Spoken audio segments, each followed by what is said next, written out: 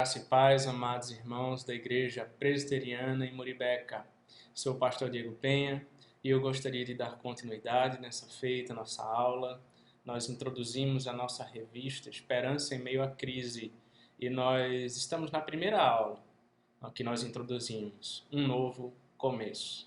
Abra comigo a sua Bíblia em Zacarias capítulo 1, versos de 1 a 6, para darmos continuidade.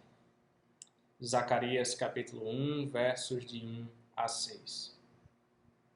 Assim diz a palavra do Senhor. No 8º mês do 2º ano de Dario, veio a palavra do Senhor ao profeta Zacarias, filho de Baraquias, filho de Ido, dizendo: O Senhor se irou em extremo contra vossos pais. Portanto, diz-lhes: Assim diz o Senhor dos Exércitos: Tornai-vos para mim, diz o Senhor dos Exércitos, e eu me tornarei para vós outros, diz o Senhor dos Exércitos. Não sejais como vossos pais, a quem clamavam os primeiros profetas, dizendo: Assim diz o Senhor dos Exércitos: Convertei-vos agora dos vossos maus caminhos e das vossas más obras. Mas não ouviram, nem me atenderam, diz o Senhor. Vossos pais, onde estão eles? E os profetas acaso vivem para sempre? Contudo, as minhas palavras e os meus estatutos que eu prescrevi aos profetas, meus servos não alcançaram vossos pais. Sim, estes se arrependeram e disseram, como o Senhor dos Exércitos fez: Tensão de nos tratar segundo os nossos caminhos, segundo as nossas obras. Assim ele nos fez. Vamos orar, meus irmãos. Senhor Deus amado, santíssimo, obrigado, Pai, pela Tua palavra, obrigado por mais esse dia em que o Senhor nos concede a bênção de podermos meditar na Tua palavra, de aprender mais, de como igreja crescermos, Pai, como corpo saudável, que vive pelo cabeça, que anda e segue o caminho que o cabeça instrui, o dono da igreja, nosso Senhor e Salvador Jesus Cristo. Ajuda-nos, ó Deus, nesse momento. Ilumina-nos com o Teu Espírito Santo, aquece o nosso coração e nos dá a compreensão da Tua palavra, é o que nós te pedimos em nome de Jesus. Amém. Um novo começo, irmãos. Nós introduzimos, então, da última feita, nós vivemos, então, nesse momento tão dramático para o cristianismo. Nós vivemos um momento de crise, nós vivemos num momento onde a igreja tem sido amplamente vilipendiada, atacada, o desleixo para com a casa do Senhor foi uma marca do desânimo e da frieza espiritual de Israel, quando o profeta Zacarias, então, faz essa exortação. E parece que isso é presente hoje também em nossos dias, não é diferente. E Deus, então, chama os seus filhos para um novo começo. Foi isso que nós trabalhamos da última feita. Deus está nos chamando para um novo começo, para um renovo espiritual, para voltarmos à casa do Senhor, para servirmos ao Senhor, para envolvermos na sua obra, para termos alegria em servi-lo. Então, em primeiro lugar, irmãos, uma exortação importante. O chamado de Deus para um novo começo, ele inicia-se de um modo grave.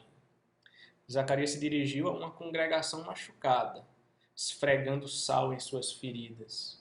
Afinal, durante 70 anos, os judeus tinham estado no exílio babilônico, sob o julgamento de Deus. E de volta a Jerusalém, eles estão vivendo em grande miséria, tentando se equilibrar nos escombros de Jerusalém e se reerguer das consequências do pecado de seus pais. Eu imagino que tenham reagido assim à mensagem de Zacarias. Deus esteve irado contra nossos pais? Não diga. Nós nos lembramos disso todos os dias.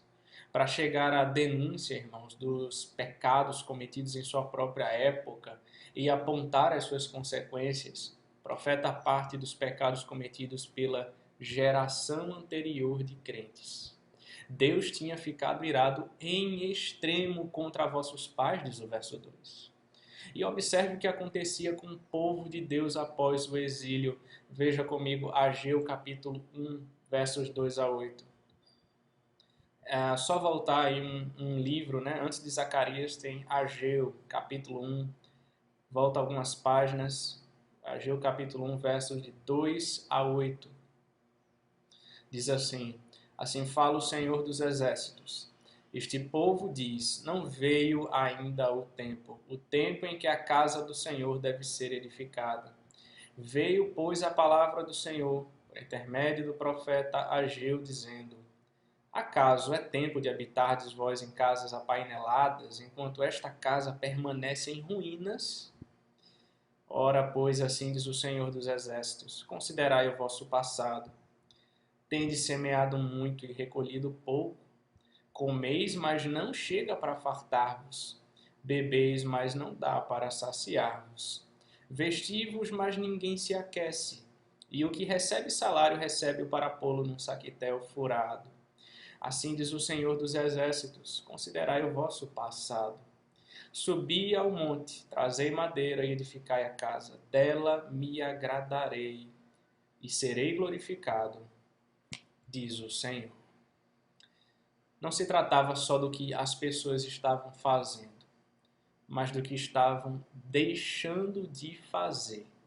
Elas estavam cuidando de si mesmas, curando suas feridas, tornando suas vidas tão confortáveis quanto podiam em meio à pobreza e à incerteza política de seus dias. Elas agiam como se não dispusessem de espaço na agenda nem recursos financeiros para reconstruir a casa do Senhor. O povo de Deus, o povo de Israel relega Deus a um segundo plano, mas essa escolha é fatal, irmãos. Hoje, da mesma maneira, irmãos, não podemos deixar Deus em segundo plano. Não podemos deixar a sua casa em segundo plano. Não podemos deixar a obra do Senhor em segundo plano, culto em segundo plano, adoração ao Senhor em segundo plano, a nossa vida devocional em segundo plano. Às vezes a gente está tão preocupado com o nosso conforto, com a nossa vida, com as coisas que estamos vivendo hoje e estamos deixando Deus em segundo plano, em segundo lugar. Escute, filho, Deus deve ser primeiro lugar na sua vida.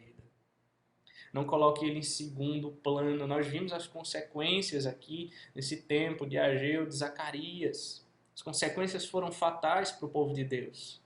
E não será diferente hoje se na nossa vida nós deixarmos o Senhor em segundo lugar. Que Deus seja sempre o primeiro lugar na sua vida. Eu me lembro quando cheguei certa feita visitando uma igreja lá em Olinda e isso me chamou muita atenção. Havia um escrito bem grande logo na entrada da igreja: Deus em primeiro lugar. Deus em primeiro lugar. Todo mundo que entrava naquela igreja não tinha como não ver essa mensagem. Deus em primeiro lugar. Na minha, na sua vida, no meu e no seu coração. Segundo, irmãos, um convite extraordinário. O convite de Deus, ele é direto.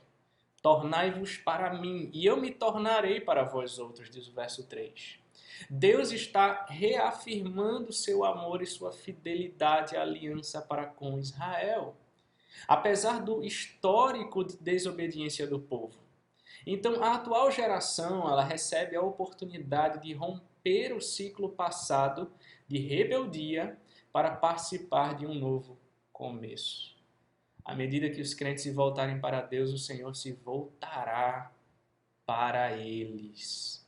Aqui não se trata de salvação, e sim de arrependimento de pessoas que pertencem a Deus, mas estão vivendo como se Ele não fosse o Senhor. Preste atenção, porque isso é muito grave, irmãos. Isso é fundamental. Isso é muito importante na minha e na sua vida como crentes, como cristãos. Não podemos colocar Deus em segundo lugar. As consequências vêm sobre a nossa vida. E então aqui nós vimos, ele nos faz um convite extraordinário.